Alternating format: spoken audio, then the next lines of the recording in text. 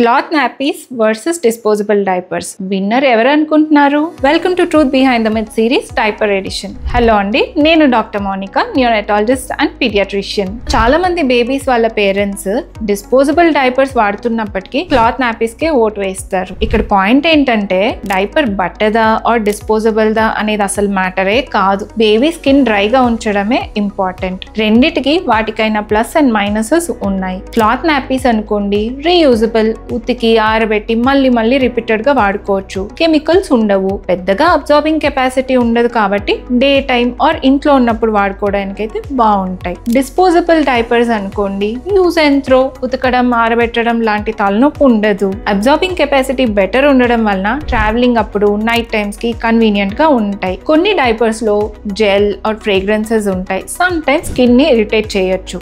So మీ family యొక్క budget, priorities and life style కి ఏది సూట్ అవుతుందో అదే బెస్ట్. కానీ గోల్డెన్ రూల్ మాత్రం ఒక్కటే, ఫిట్టింగ్ సరిగ్గా ఉండాలి అండ్ తడి అయిన వెంటనే మార్చాలి. ఎందుకంటే ఎక్కడైతే తడి ఉంటుందో అక్కడ స్కిన్ డ్యామేజ్ అయ్యే ఛాన్సెస్ ఉంటుంది. దానిపై యూరిన్ అండ్ మోషన్ లో ఉన్న అమోనియా స్కిన్ ని ఇంకా ఇరిటేట్ చేస్తుంది. కాంటాక్ట్ టైం పెరిగే కొద్దీ ర్యాషెస్ అయితే పక్కా. ఫైనలీ స్కిన్ డ్రై ఉంటే baby happy. Share this to all those new parents and hit follow for the next Mythbuster.